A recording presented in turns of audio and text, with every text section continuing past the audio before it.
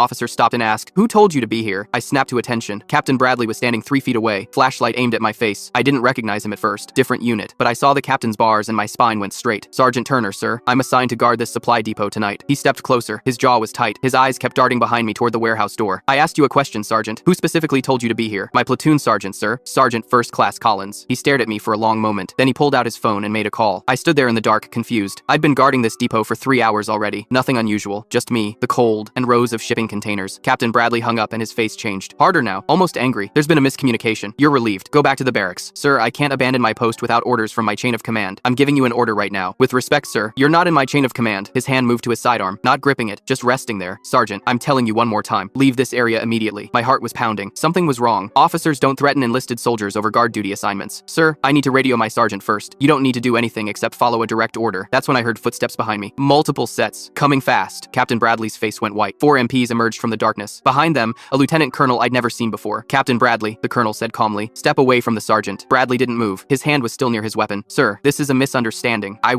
We've been watching you for 6 weeks." The colonel cut him off. "Tonight was the confirmation we needed. I had no idea what was happening. I was just a sergeant who'd been told to guard some containers." One of the MPs walked past me and opened the warehouse door. Inside, I could see pallets stacked with equipment, rifles, optics, body armor. The MP turned back to the colonel. "It's all here, sir. Staged for transport." Captain Bradley's shoulders dropped. The colonel walked up to him slowly. "You've been rerouting equipment manifests for 8 months, selling gear to contractors overseas. We just needed to catch you in the act." I stood there frozen. This captain had been stealing from the army, selling our equipment, and tonight he'd shown up to move a shipment. The only thing he didn't expect was me. "Sir," I finally said to the colonel, "I don't understand. Why was I assigned here tonight?" The colonel looked at me. "Because we needed someone who'd follow protocol. Someone who wouldn't abandon their post no matter what." He glanced at Bradley. "Your platoon sergeant recommended you specifically. Said you were the most stubborn soldier he'd ever trained." The MPs cuffed Captain Bradley. He didn't resist, just stared at the ground like a man who knew it was over. As they walked him toward the vehicles, he looked back at me one last time. "You should have just left, Sergeant." I didn't respond. The colonel put a hand on my shoulder. "You did exactly what you were supposed to do. Held your ground when an officer tried to intimidate you off your post." I found out later that Bradley had stolen over $2 million worth of equipment. He'd been court-martialed and was facing 20 years at Leavenworth. 3 weeks after that night, I got called into my commander's office. He handed me a certificate, Army Commendation Medal, for maintaining post integrity under duress and directly contributing to the apprehension of a criminal element within the ranks. I walked out of that office still not fully understanding how I'd gone from boring night duty to catching a traitor. My platoon sergeant was waiting outside. He grinned at me. "Told you being stubborn would pay off eventually."